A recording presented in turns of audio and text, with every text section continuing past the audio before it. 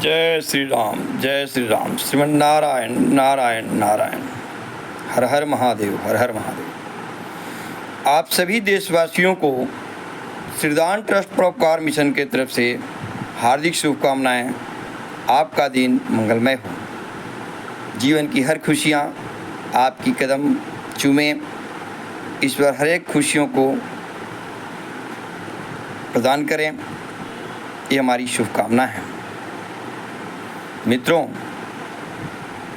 आज हमारे समाज के अंदर बेटी बचाओ बेटी पढ़ाओ एक वर्ड है जो काफ़ी ट्रेंड कर रहा है। सभी जगह हम लोगों को देखने को मिलेगा। विद्यालय के सामने भी लिखा होता है दीवारों पर, बेटी बचाओ बेटी पढ़ाओ। गाड़ियों पर भी आपको देखने को मिल जाएगा, बेटी बचाओ बेटी पढ़ाओ लिखा होता है। आए दिन टेलीविज़न पर भी ऐड आता है कि बेटी बचाओ बेटी पढ़ाओ।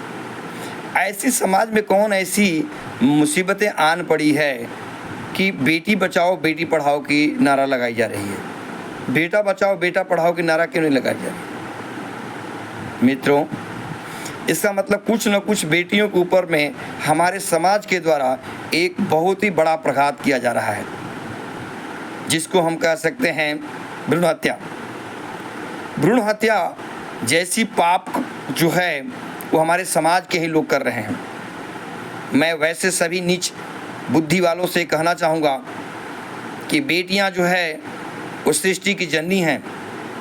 तुम उसको एक मात्र बेटी तक मत समझो। यदि वो बेटी नहीं होगी तो सृष्टि का चलना रुक जाएगा। जिस बेटी को तुम इतना नीच सोच में रख करके भ्रूण हत्या करा देते हो, मुझे तरस आता है। मुझे उस मानव जातियों की ऐसे सोच वाले को पर तरस आता है। जब हमें शक्ति मांगनी होती है तो माँ दुर्गा के सामने शीश नवाते हैं, हे माँ दुर्गा, हे माँ काली, मुझे शक्ति प्रदान करें। जब मुझे विद्या की ज़रूरत होती है तो माँ सरस्वती के चरणों में जाते हैं, हे माँ मुझे विद्या प्रदान करें। और आप आज के डेट में जब लक्ष्मी की ज़रूरत होती है तो हम जा कर के उनके चरणों में पढ़ते हैं कि हे माँ मुझे लक्ष्मी दें। सोचिए जरा, ये तीनों जो है रूप जो हैं वो किन की रूप हैं? एक बच्ची एक माँ के ही रूप में है।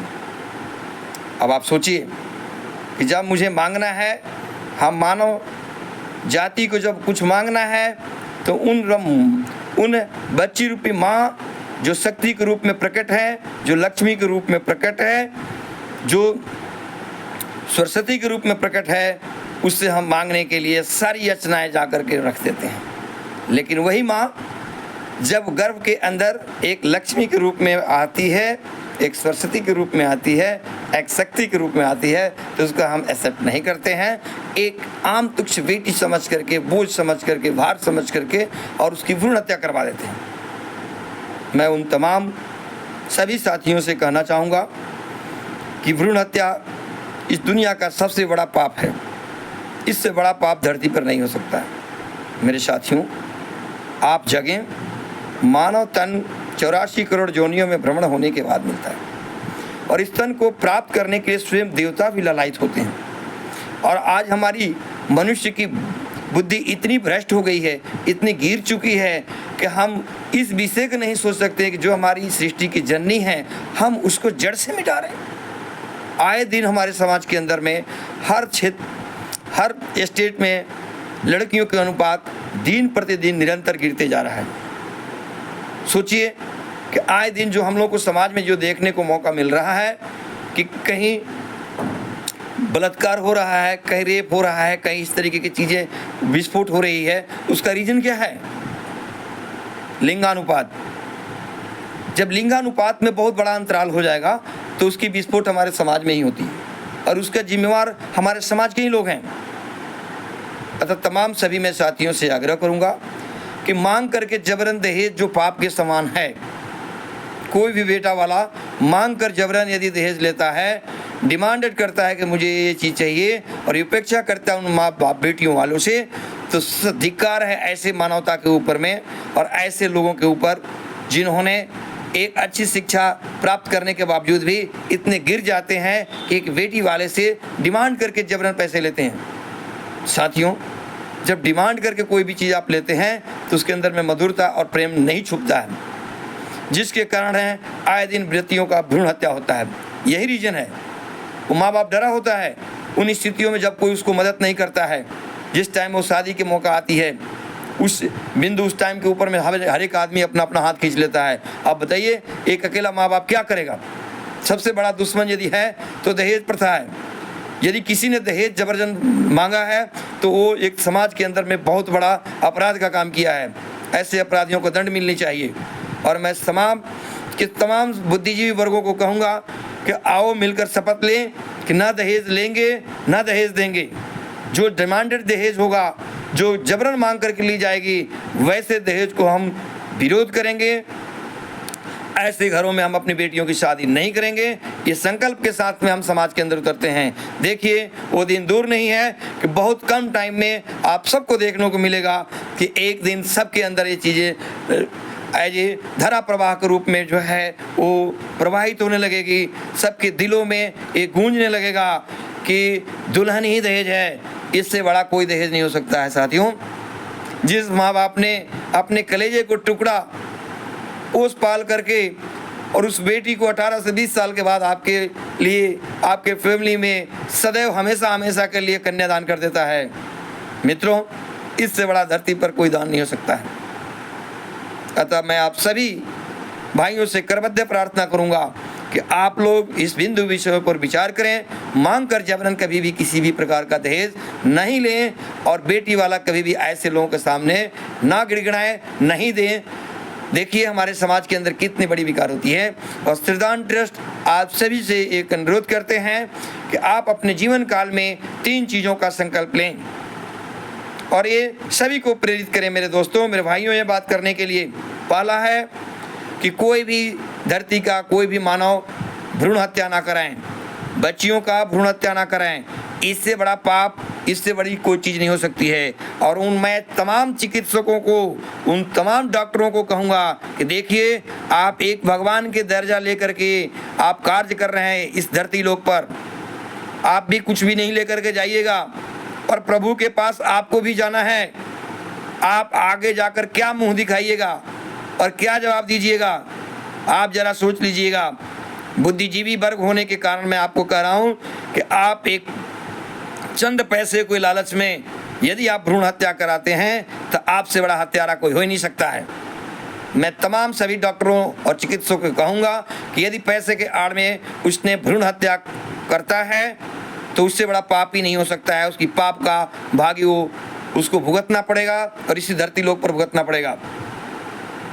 मैं तमाम सभी चिकित्सक और चिकित्सा विभागों से कहूँगा कि यदि कोई भ्रूण हत्या कराना बेटी के लिए जाता है तो उसको इमीडिएट उसी टाइम अरेस्ट करवाएं और सरकार उसको कठोर से कठोर दंड जो है दे, जो कभी भी इस तरीके की कार्य करने के लिए सोच भी नहीं सकें।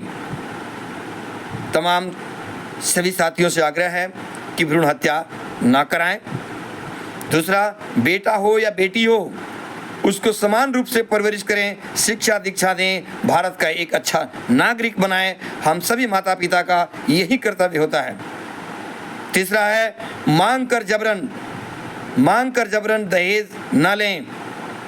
ये पाप के समान है। लेना भी पाप है और देना भी पाप है। दोस्तों, दहेज ना लें ना दें।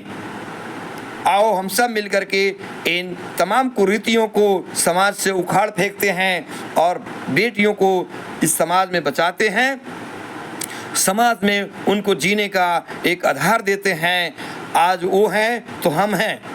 साथियों, यदि बेटियां नहीं होगी तो आगे की पीढ़ियों की कल्पना नहीं की जा सकती है। मैं ये दावे के साथ कहूँगा, आज आपके घर में जो यदि माँ है जिससे आप बहुत अगाध प्रेम करते हैं, हर बच्चे अपने माँ से अगाध प्रेम करते हैं।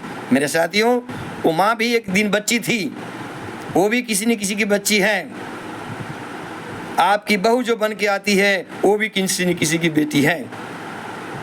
तमाम सभी साथियों से आग्रह करेंगे कि श्रीदान ट्रस्ट परोपकार मिशन के द्वारा पूरे भारतवर्ष में बेटी बचाओ बेटी पढ़ाओ कार्यक्रम के तहत निस्वार्थ कन्या विवाह योजना का आयोजन किया गया है, जिस योजना के तहत सभी लड़कियों की पंजीकरण की जा रही है। पंजीकरण करके उनके शादी विवाह में संस्था के द्वारा मदद दी जाएगी। मैं तमाम साथियों से कहूँगा कि आप लोग संस्था के साथ जुड़ें, अपने बच्चियों का पंजीकरण कराएं और उनके उज्जवल भविष्य को संवारें। जब उनकी आयु 18 साल की होगी, संस्था उसमें बढ़ चढ़ करके मदद करने का प्रयास करेगी। आप यदि भ्रूण हत्या करने में 10-20 हज़ार रुपये खर्च कर सकते हैं तो किसी प्लेटफार्म में जाकर कन्यादान भी कर सकते हैं। दोस्तों, यदि कन्यादान किया तो ये महादान हुआ और कन्यादान की दी हुई राशि आपके जीवन में फलेगा और आपके जीवन में रिटर्न होकर के आएगा। तमाम साथियों से एक आग्रह करेंगे कि आप श्रीदान ट्रस्ट प्लेटफार्म पर जाकर के, इसका वेबसाइट है www.shridantrust.org www.shridantrust.org। इसका ईमेल आईडी है shridantrust@gmail.com shridantrust@gmail.com। इसका हेल्पलाइन है 9311874212। दूसरा नंबर है 9968019138। पेटीएम नंबर है 9968019138। यदि कोई भी सदस्यता ग्रहण लेना चाहता है श्रीदान ट्रस्ट परोपकार मिशन का, तो उसके लिए संपर्क कर सकते हैं। आप वेबसाइट पर जा सकते हैं, आप मेल कर सकते हैं।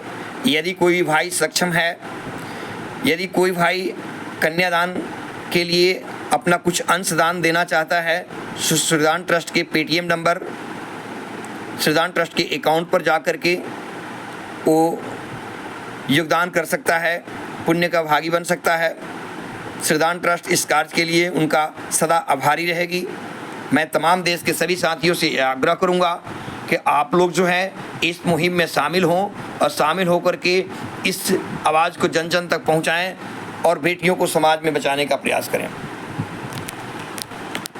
इतना ही कह करके आज की मैं शब्द वाणियों को विराम लेता हूं और अभी आप सबका आभार प्रकट करता हूं।